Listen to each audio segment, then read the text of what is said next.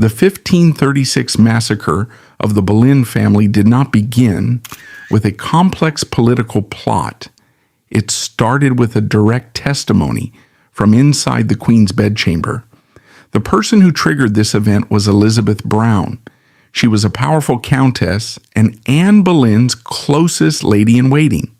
Elizabeth herself was committing adultery and was caught by her family. To avoid public humiliation at court, she decided to deflect the attention onto someone else. Elizabeth claimed that the Queen was sleeping with her own brother. This baseless testimony directly sent Anne Boleyn and 5 other men to the executioner's block. The English royal court in the 1530s was far from a place of romantic chivalry. It was a relentlessly stressful and dangerous environment driven by absolute royal power and intense political paranoia. King Henry VIII's break with the Catholic Church in 1534 sparked this tension. By declaring himself head of the church, Henry triggered a massive transfer of wealth and fractured the court into warring factions. Traditional nobles fiercely opposed the new religious changes and plotted against the reformers leading them. Meanwhile, those reformers pushed for radical changes and actively tried to destroy their conservative rivals. In this hostile climate, true privacy simply did not exist. Tudor palaces were massive surveillance networks filled with hidden peepholes, thin walls, and thousands of servants acting as spies for rival groups. Surviving this dangerous world required a cold willingness to exploit the weaknesses of others. Information was a weapon, and staying close to the king was the only way to stay safe. Elizabeth Browne entered this fierce arena holding a major advantage. Born around 1502 in Betchworth, Surrey, she came from a powerful, historically significant family and never had to fight her way up the social ladder. Her father, Sir Anthony Browne, held a top military role that helped establish the Tudor dynasty. However, her mother, Lucy Neville, a daughter of John Neville, 1st Marquess of Montague, connected Elizabeth directly to the old Plantagenet kings who ruled before the Tudors. Lucy was an avowed Yorkist who had once dangerously boasted she would seize the fortress of Calais for a rebel cousin, prompting Henry VII to heavily fine the family in 1507. Having Plantagenet blood was incredibly dangerous under Henry VIII, who routinely executed potential rivals. Yet instead of making Elizabeth cautious, this royal connection gave her an intense superiority complex. She viewed the ruling Tudors as mere upstarts and considered herself a permanent, untouchable elite. This ancient bloodline made her believe she was completely immune to the strict moral and legal rules forced upon ordinary women. As a result, she frequently ignored the submissive behavior expected of aristocratic wives. Elizabeth's confidence was further heavily reinforced by her formidable sibling network. Through her mother's first marriage, she was the half-sister of Sir William Fitzwilliam, the 1st Earl of Southampton, an exceptionally influential Knight of the Garter, who served as the treasurer of the king's household. Additionally, her sister Anne had married Sir Charles Brandon, the king's closest friend and future Duke of Suffolk. These elite familial ties formed an impenetrable shield around her. She eventually married Henry Somerset, securing the title of Countess and cementing her high-ranking status. This marriage, formalized in 1527, merged the formidable Browne-Neville lineage with the immense wealth and regional authority of the Beaufort-Somerset line. Henry Somerset was a powerful Martyr lord whose family held deep, entrenched roots in the Welsh borders and stood firmly aligned with the conservative traditionalist factions of the kingdom. For Elizabeth, this union provided not just a prestigious title, but direct access to a vast network of conservative Catholic lords who fundamentally opposed the rising tide of religious reform. She fulfilled her primary biological duty to the Somerset family with remarkable efficiency, eventually bearing numerous legitimate children. She would ultimately bear up to 10 children for the Somerset lineage, including her heir William, as well as daughters like Lucy, Eleanor, Jane, and later Anne. This constant cycle of pregnancy and physical recovery defined much of her adult life, yet she refused to let it confine her. However, the heavy, demanding administrative obligations of a high-ranking aristocratic marriage, managing vast rural estates, overseeing hundreds of servants, and raising a large brood of heirs, did nothing to curb her restless nature, her intense craving for the political spotlight, or her desire to operate at the center of the Tudor power structure. Elizabeth had no intention of remaining quietly in the Welsh borders while the fate of the nation was decided in London. The physical reality of her marriage heavily influenced her behavior. The Somerset family's primary stronghold was Raglan Castle, a massive militaristic fortress located in the Welsh Marches. For Elizabeth, a woman accustomed to the vibrant cosmopolitan energy of London and the intellectual stimulation of the royal household, Raglan felt like a gilded prison. Furthermore, Henry Somerset was notoriously conservative with the family's finances, allocating her an allowance that she deemed vastly insufficient for a woman of her exalted rank.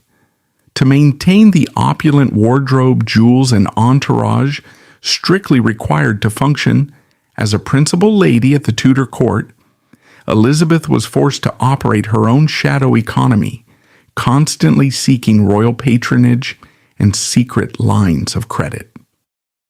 Among these children was her eldest son and heir, William Somerset, who would eventually become the third Earl of Worcester and a prominent patron of the arts, alongside several daughters whom Elizabeth strategically guided to marry into other prominent conservative families.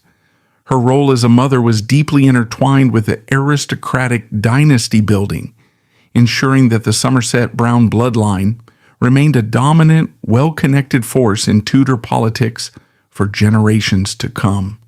Consequently, she spent vast amounts of time at the royal court, separated from her husband. In the claustrophobic, gossip-fueled environment of the Tudor palaces, a woman living apart from her husband immediately drew intense scrutiny. The court constantly circulated explicitly damaging, meticulously specific rumors regarding her private life and her allegedly loose morals. Among these dangerous whispers was a persistent, fiercely scandalous rumor that a Mistress Browne had served as a short-term mistress to King Henry VIII himself. While never officially documented by the chroniclers, the assumption that Elizabeth had previously shared the king's bed before Anne Boleyn's rise gave her both an unsavory reputation and a terrifying aura of invulnerability. Instead of aggressively denying the rumors to protect her reputation as a chaste noblewoman, Elizabeth Browne navigated the royal court, projecting the untouchable, profoundly intimidating aura of a woman who held ancient blood. She maintained absolute, terrifying confidence in her aristocratic superiority, leveraging her status and sharp tongue to bypass the severe moral policing of the era. She did not need to fabricate a history as the king's mistress to command respect. Her formidable ancestry provided all the armor she required in the daily skirmishes of courtly life.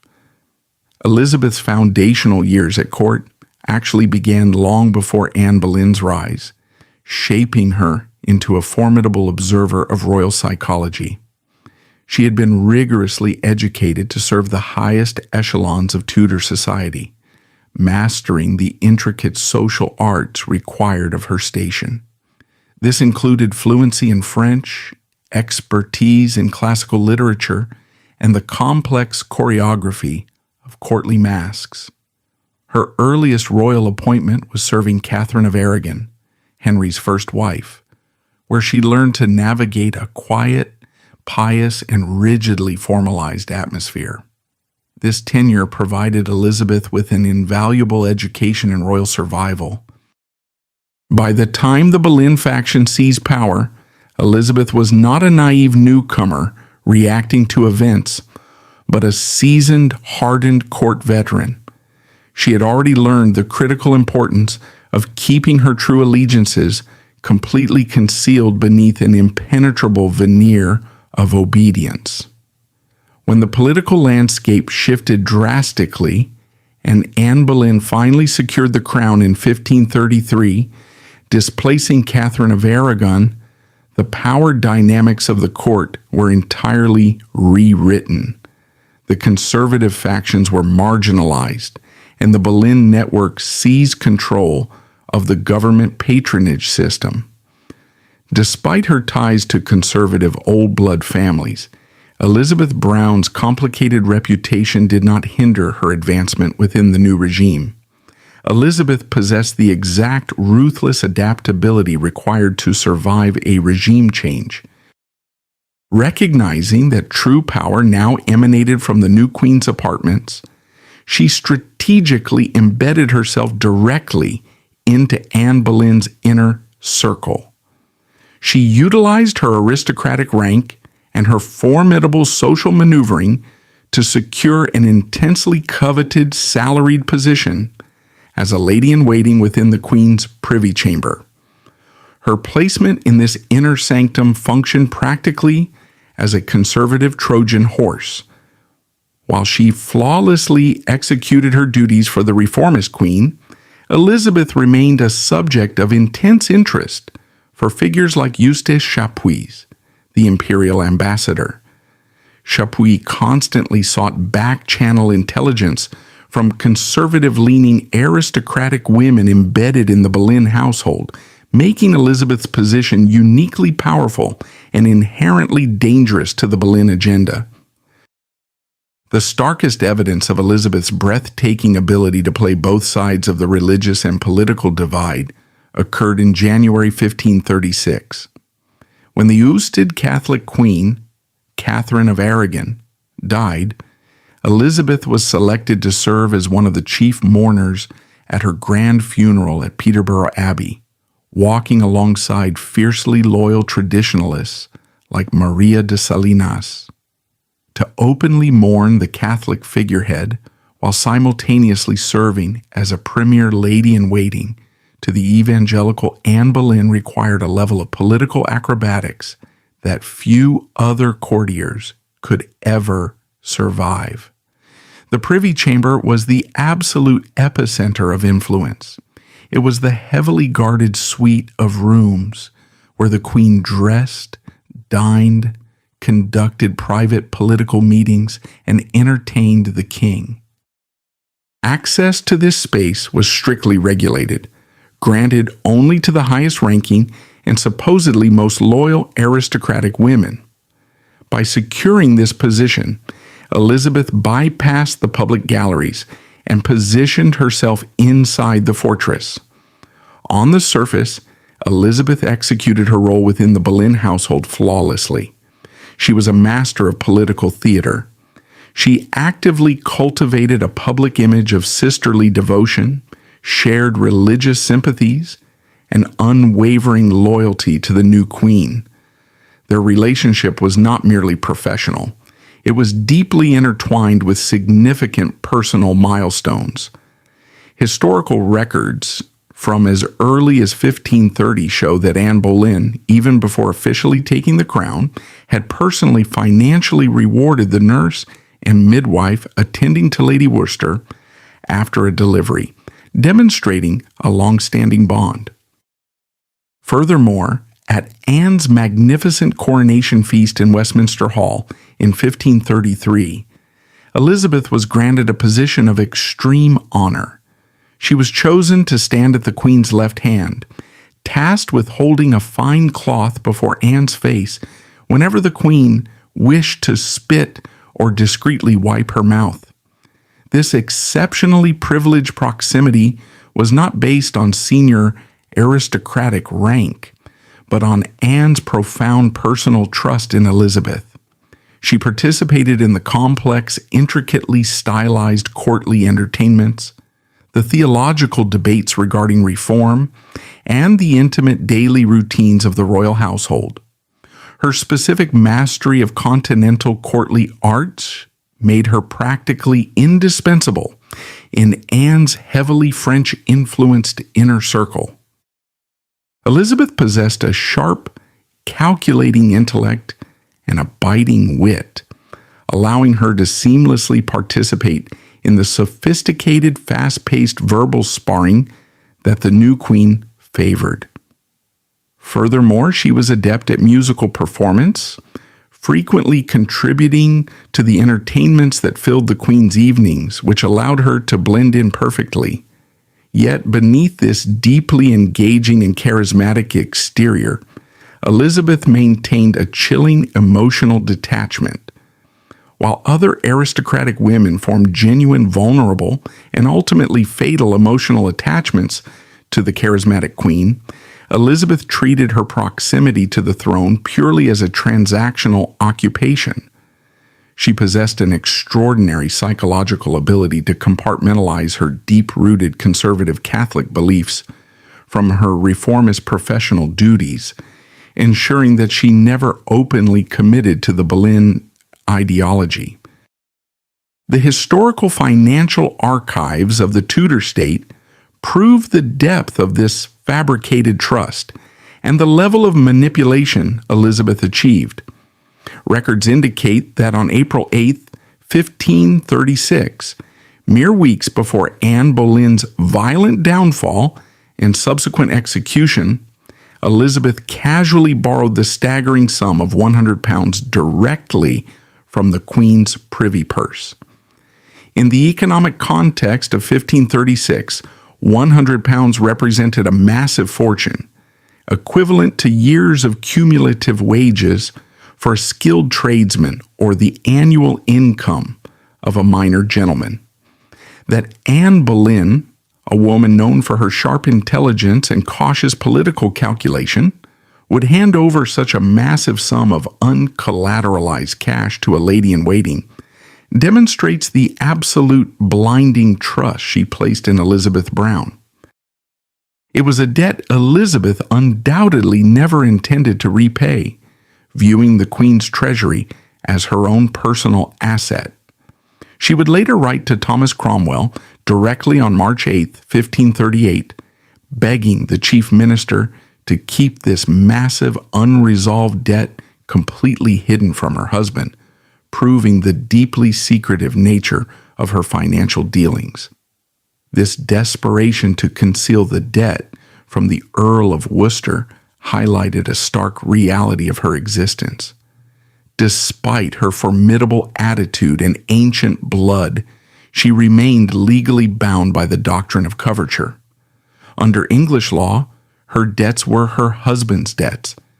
If Henry Somerset discovered she had recklessly indebted his estate to a condemned traitor, his wrath would have been catastrophic, potentially resulting in her permanent exile back to the isolation of the Welsh borders.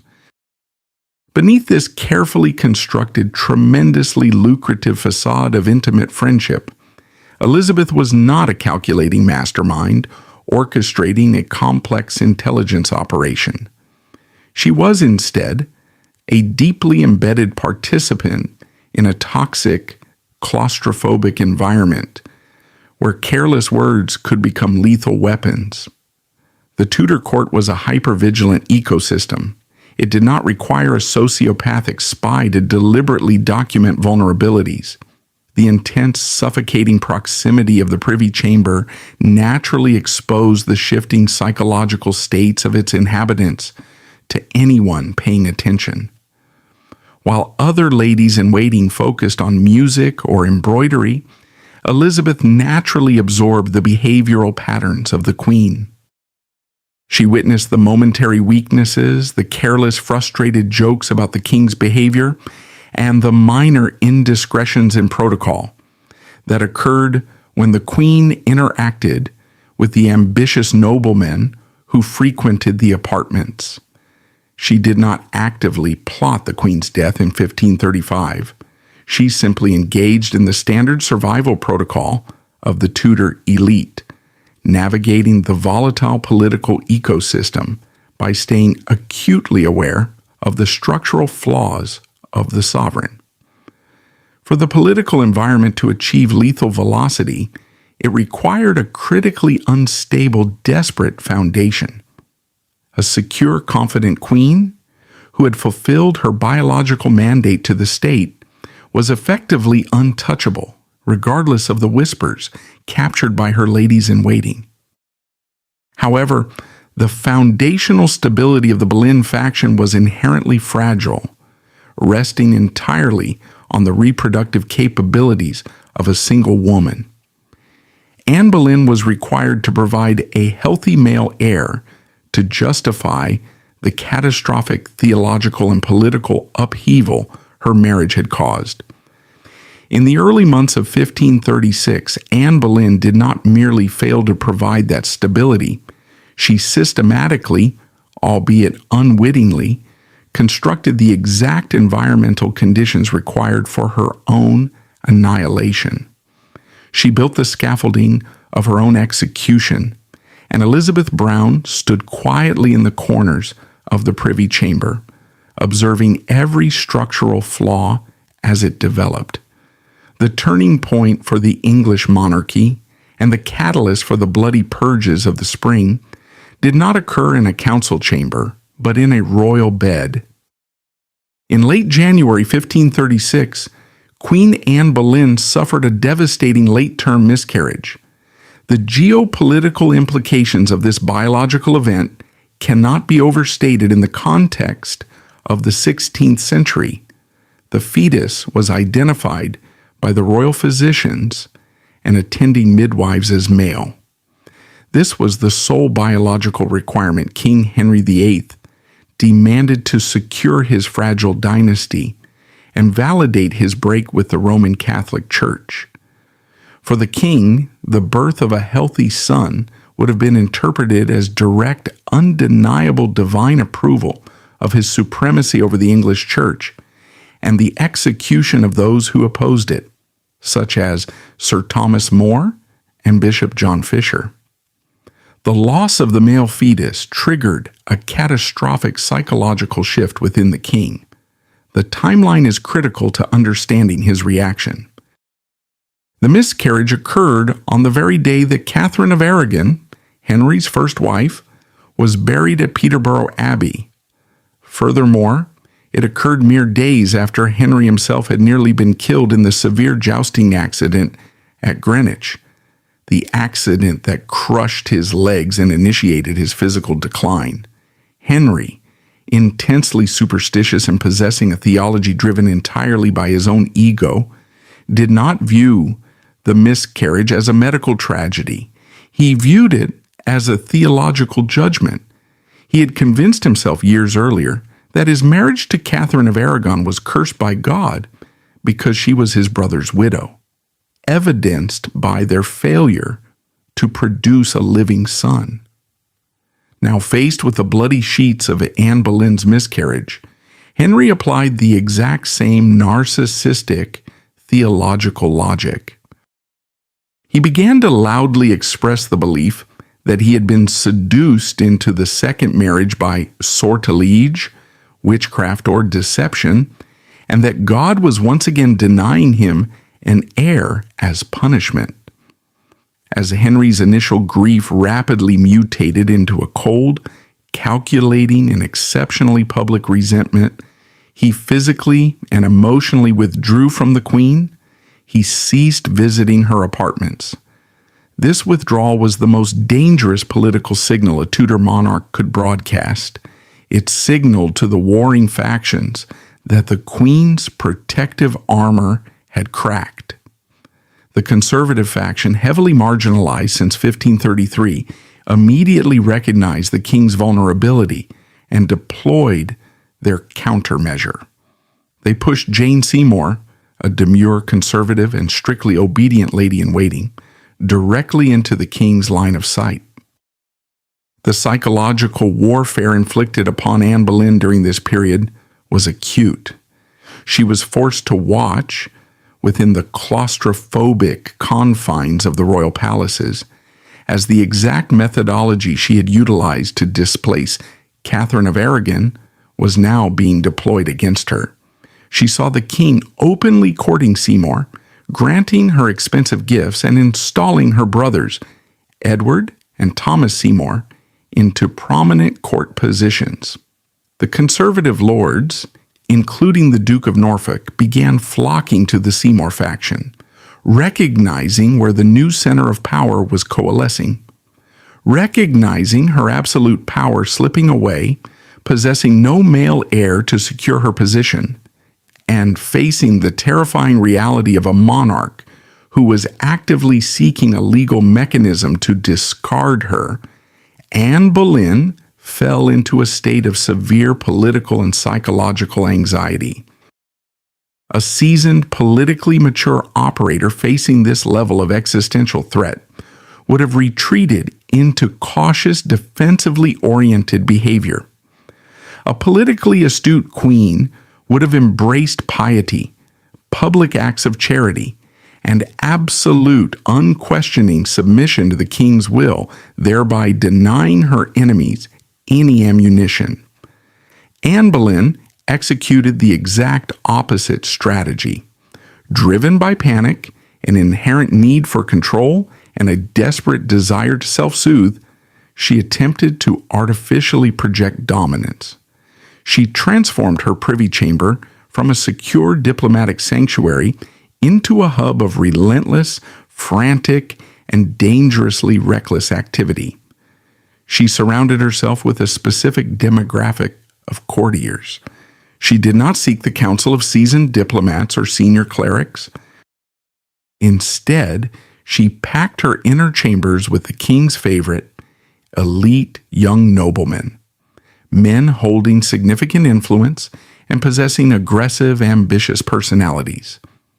This inner circle included Henry Norris, the groom of the stool, the most intimate and powerful position in the king's household, controlling physical access to the monarch; Francis Weston, a wealthy, arrogant young gentleman of the Privy Chamber; William Brereton, a ruthless royal administrator with vast power in the Welsh Marches; and her own brother, George Boleyn, Viscount Rochford, a superbly educated but notoriously arrogant diplomat.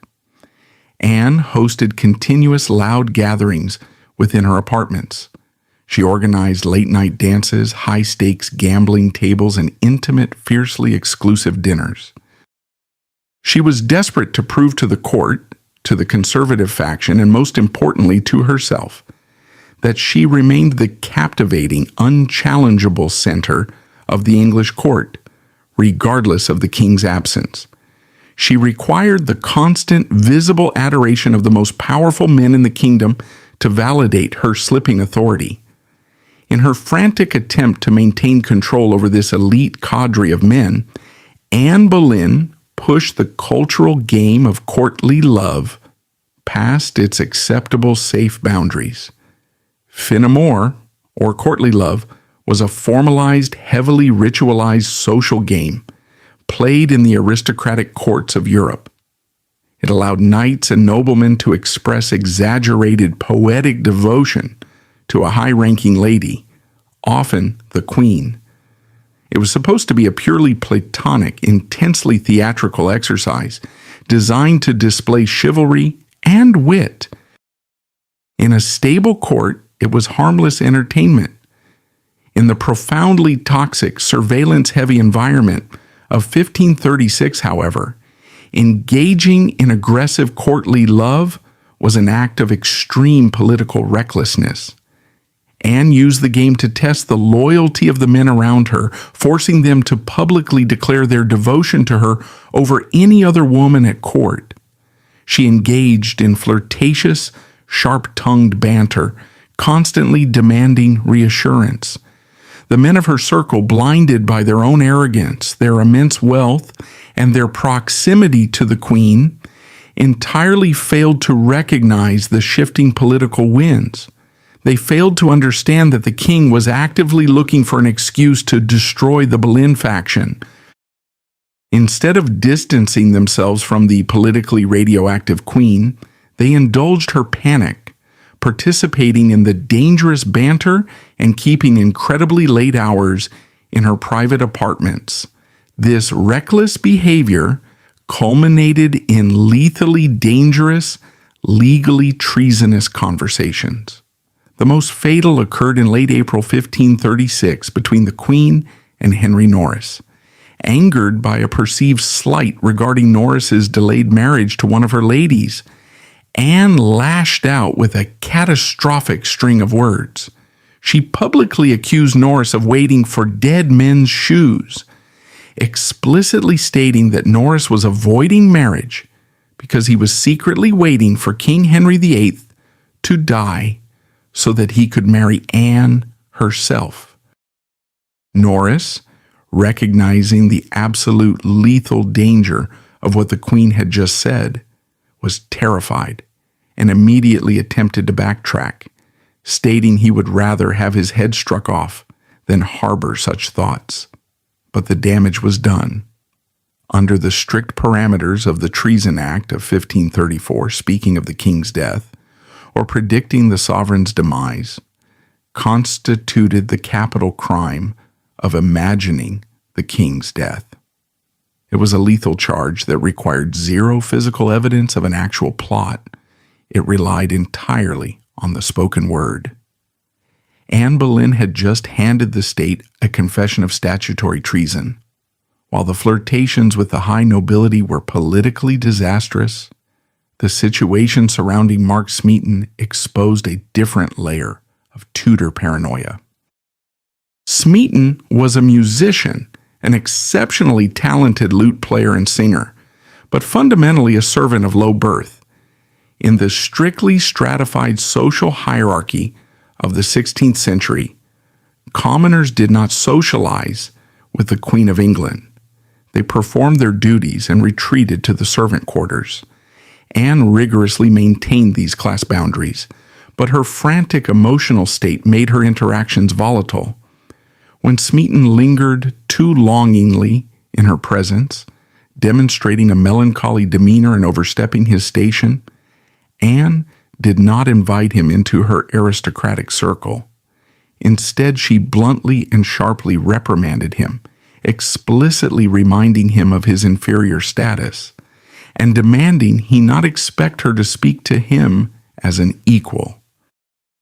It was a strict correction from a queen to a servant, but in the paranoid, heavily surveyed atmosphere of 1536, even a brief, awkward reprimand could be severely distorted and weaponized by hostile observers. From the quiet corners of the Privy Chamber, Elizabeth Browne watched the Queen systematically dismantle her own political and legal defenses. She mentally absorbed the late hours the noblemen kept, noting exactly when Henry Norris or Francis Weston entered and exited the Queen's private spaces. She observed the awkward, tense interaction with the musician Smeaton. She heard the exact phrasing of the treasonous jests regarding the king's mortality. This geopolitical earthquake, though heavily primed by the king's growing resentment and Thomas Cromwell's ruthless ambitions, required a precisely specific detonator to ignite. Anne Boleyn's reckless courtly games had merely set the stage. The actual spark that ultimately decapitated the English monarchy emerged from a localized, deeply tense private confrontation regarding Elizabeth Browne's own conduct. For years, Elizabeth had successfully navigated the lethal quarters of the Tudor court, But in April 1536, her carefully managed reputation collided with the rigid honor codes of her family. The individual who initiated the confrontation was her own brother, Sir Anthony Browne.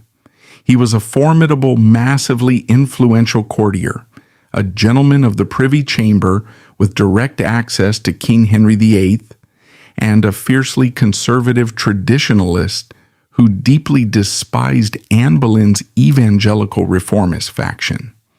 More critically, Sir Anthony was the primary guardian of the Browne family's honor. At this specific time, Elizabeth was once again heavily pregnant. Because she spent such vast amounts of time at court separated from the Earl of Worcester, damaging rumors began to circulate regarding the true paternity of the child she carried. Disturbed by the rampant, toxic court gossip regarding Elizabeth's light behavior, rumors of her loose morals, and the distinct possibility that the unborn child belonged to a lover, Sir Anthony confronted his sister. He delivered a severe, unforgivingly intense private reprimand, attempting to enforce the strict behavioral expectations of their ancient lineage. In the hyper-competitive Tudor court, a damaged reputation was a profound political liability. The enemies of the conservative faction could immediately weaponize Elizabeth's perceived promiscuity to humiliate Sir Anthony and diminish his influence with the king. Elizabeth Browne was backed into a corner by her brother's intense scrutiny. In that desperate moment, she executed a psychological pivot of breathtaking audacity. She needed to halt his momentum completely and instantly redirect his destructive energy away from her own life and her own reputation. She snapped back at her furious brother, admitting she had faults but instantly shifting the scale of the crime. She suggested that her sins were merely private failings, but if he wanted to see true corruption, he should look to the anointed Queen of England. She regurgitated the most toxic, catastrophically dangerous rumors of adultery and incest that were already mutating within the anti-Boleyn factions, aiming them directly at the Queen's apartments. According to the detailed accounts recorded by Lancelot de Carles, a French diplomat intimately familiar with the scandal, Elizabeth did not deal in vague generalities. She provided her brother with devastatingly specific accusations. She explicitly stated that the Queen permitted her brother George Boleyn to remain in her bedchamber for hours at a time, long after the rest of the household had been dismissed. She further named Mark Smeaton, claiming the low-born musician was granted undue, secretive access to the Queen's private spaces. By offering names and specific behavioral patterns, she transitioned from a defensive sister to a lethal state informant. This devastating betrayal was not merely poetic exaggeration. John Hussey, an extensively connected political agent and factotum to Lord Lisle, explicitly corroborated this in his private dispatches. Hussey starkly declared to his superiors that among the Queen's accusers, my Lady of Worcester is said to be the principal. She did not merely participate in the gossip, she was the foundational architect of the criminal charges. This single weaponized deflection operated on multiple tactical levels simultaneously. She established a false equivalence that completely recontextualized her own indiscretions. Her sin, she argued, was personal, but the crime of Anne Boleyn was a matter of supreme national security. She insinuated that the Queen was committing treason against the sovereign, threatening the line of succession, and plunging the entire nation into peril. The psychological maneuver worked flawlessly. Sir Anthony's localized shame over his sister's conduct vanished, overridden completely by raw, overwhelming political opportunism. The conservative faction had been searching desperately for a way to destroy Anne Boleyn for 3 years. In a matter of seconds, Elizabeth transformed herself from a liability into the provider of the most valuable state intelligence in the kingdom. Elizabeth Browne was not drafting a precise legal blueprint for treason. She was merely throwing a careless, desperate match into a room filled with gunpowder. But that match was immediately intercepted by the true architect of the massacre, Thomas Cromwell. As the king's ruthlessly pragmatic chief minister, Cromwell was actively searching for a legally sound mechanism to obliterate the Boleyn network, appease the conservative Catholic factions, and clear the path for Jane Seymour. Cromwell took the raw, unverified rumors provided by the Countess and fed them directly into the terrifying machinery of Tudor state surveillance. He did not need Elizabeth to mastermind a complex plot. He only needed her loose words to provide a foundational narrative. Cromwell immediately recognized the strategic vulnerability of the individuals named in the gossip, specifically the unprotected status of the commoner, Mark Smeaton. If the state had only targeted wealthy, entrenched noblemen like Henry Norris or Francis Weston initially, they would have faced a massive legal hurdle. High-ranking aristocrats possessed formidable legal defenses, vast networks of retainers, and deep institutional power. More importantly, under Tudor law, aristocrats were generally immune from the application of physical torture unless specifically authorized by the king. Mark Smeaton possessed no such shield. By targeting the commoner, Cromwell achieved his critical objective. Cromwell understood the legal framework of state interrogation perfectly. Because Smeaton was a commoner, the state interrogators could immediately bypass legal pleasantries and apply the most extreme forms of physical torture available. Smeaton was the fragile link. Cromwell knew that if the state tortured the musician, his body would break, and he would confess to whatever narrative the interrogators demanded, thereby manufacturing the foundational, sworn confession required to arrest the rest of the Queen's circle. To ensure the Boleyn faction was completely obliterated, Cromwell formalized the ultimate taboo mentioned in the rumors: incest. He structured the accusation that Queen Anne Boleyn slept with her own brother, George Boleyn. It was a charge of breathtaking malice. It legally categorized George Boleyn as a traitor. It branded the Queen as a monster, and it played directly into the deepest, darkest insecurities of the king regarding his own masculinity and the purity of his succession. Finally, Cromwell secured the legal kill shot. Adultery and incest were horrific, but the state required an explicit violation of the Treason Act of 1534 to bypass prolonged ecclesiastical debate. The rumors provided the exact wording the state needed: the careless, flirtatious banter where Anne accused Norris of waiting for dead men's shoes. By utilizing this specific conversation, Cromwell possessed a textbook violation of the statute against imagining the king's death. Sir Anthony Browne had walked the intelligence straight to Thomas Cromwell, and Cromwell acted with lethal speed. The king's minister did not care if Elizabeth Browne's stories held factual truth. He did not care about the moral character of the lady-in-waiting delivering the information. He only cared that her claims were legally actionable. Under Tudor law, the sworn, detailed testimony of an insider, a lady of the Privy Chamber, who maintained constant presence in the Queen's private spaces, was legally categorized as valid evidence. To construct the legal scaffolding for the impending slaughter, Cromwell mobilized the highest judicial apparatus of the state. On April the 24th, 1536, operating under the direct authorization of King Henry VIII, Cromwell established secret commissions of oyer and terminer for the counties of Middlesex and Kent. By establishing these commissions before a single arrest had been made, Cromwell signaled that the verdict was predetermined. The state was not preparing for an investigation to discover the truth. It was assembling a judicial firing squad.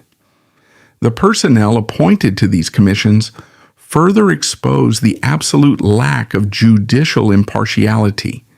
Cromwell stacked the commissions with the bitterest enemies of the Boleyn faction, including Thomas Howard, the 3rd Duke of Norfolk, and Charles Brandon, the Duke of Suffolk. The very men tasked with evaluating the evidence were the men who stood to gain absolute control of the government upon the Queen's death. On April the 30th, 1536, the kinetic phase of the purge commenced. Mark Smeaton was quietly apprehended. He was not arrested by the king's guards in the public galleries of the palace, which would have alerted the Queen. Instead, Smeaton was intercepted discreetly and transported entirely outside the royal security perimeter to Thomas Cromwell's private, heavily fortified residence at Stepney. By removing Smeaton to a private location, Cromwell bypassed the standard judicial oversight of the Tower of London. Smeaton was completely isolated from any potential aristocratic protectors.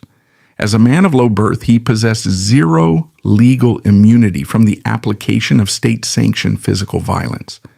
The interrogation of Mark Smeaton at Stepney represents the brutal, mechanical efficiency of Tudor intelligence extraction.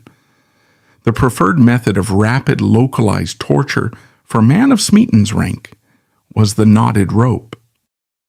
Interrogators placed a heavy, roughly knotted rope around the circumference of the victim's head, placing a wooden fulcrum at the back. By twisting a lever, the rope was mechanically tightened, driving the hard knots directly into the skull and delicate ocular cavities. Smeaton's psychological and physical resistance shattered almost immediately. Broken by the blinding pain and terrified by the absolute authority of the king's chief minister, the musician capitulated to the state's demands. He confessed to engaging in an adulterous physical relationship with Queen Anne Boleyn.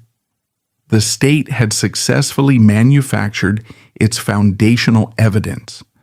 With a sworn confession on the official record, Cromwell possessed the legal ammunition required to dismantle the entire Boleyn faction.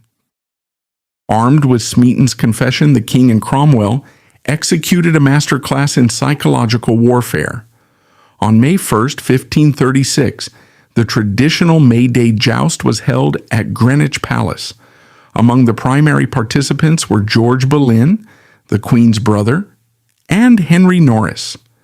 They performed their chivalric duties, entirely unaware that the state had already secured the evidence required to execute them. Midway through the tournament, the psychological trap was sprung. King Henry VIII abruptly stood up from the royal box and departed the jousting tiltyard without offering a word of explanation. His sudden departure breached all protocols of royal etiquette, sending a terrifying shockwave through the assembled nobility. The king's absence signaled a catastrophic withdrawal of protection. As Henry rode rapidly from Greenwich back to Whitehall Palace, he ordered Henry Norris to ride alongside him. The king personally interrogated his closest friend, presenting Norris with the accusations of adultery with the Queen. Henry offered Norris a stark bargain. If Norris fully confessed, providing further evidence against Anne, Henry would grant him a full pardon. Norris, operating under the rigid codes of aristocratic honor, flatly rejected the king's offer. He vehemently denied the charges, swearing upon his life that the Queen was entirely innocent. Norris's refusal sealed his fate. Upon arriving at Whitehall, he was immediately taken into custody and transported directly to the Tower of London. The first of the elite aristocrats had fallen. On the morning of May 2nd, 1536, Queen Anne Boleyn was ordered to appear before the King's Privy Council at Greenwich Palace. The council formally informed the Queen that she was under arrest for high treason, specifically citing charges of adultery. When Anne demanded to know her accusers, the Duke of Norfolk dismissed her with absolute contempt. The machinery of her destruction was already in motion. Anne Boleyn was escorted out of Greenwich Palace by armed guards and placed onto a royal barge. As the barge approached the fortress, it steered directly toward Traitor's Gate. When Anne stepped off the barge onto the slick stone steps, the psychological reality of her situation shattered her composure. She collapsed to her knees in the mud, crying out to God to testify to her innocence. Cromwell understood that executing a queen required her to be isolated and continuously surveilled. Anne was housed in the royal apartments within the Tower, the exact same room she had occupied prior to her coronation. This was a deliberate act of psychological torture. Furthermore, Cromwell assigned a cadre of aggressively hostile women, including her aunt who notoriously despised her, to serve as her attendants. They were ordered to record every single word the Queen spoke in her panic, driven by terror, isolation, and severe psychological shock. Anne's behavior became severely erratic. She fluctuated violently between hysterical weeping, frantic prayers, and sudden bursts of laughter. She babbled about Henry Norris, Francis Weston, and Mark Smeaton. Every panicked, disjointed sentence she uttered was meticulously recorded and weaponized by the state to corroborate Cromwell's fabricated narrative.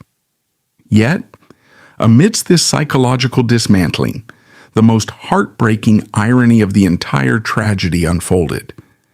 Anne Boleyn was entirely ignorant of the catalyst that had destroyed her.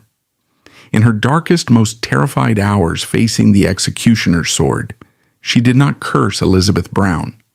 Instead, historical records reveal that the condemned queen repeatedly expressed deep maternal anxiety for Elizabeth.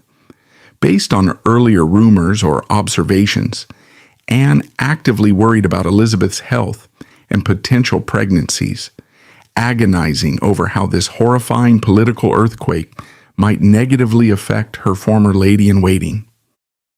Sir William Kingston, the Constable of the Tower, meticulously recorded Anne, lamenting that her friend's unborn child did not stir in her body, fearing the stress of the arrest had caused Elizabeth to suffer a miscarriage.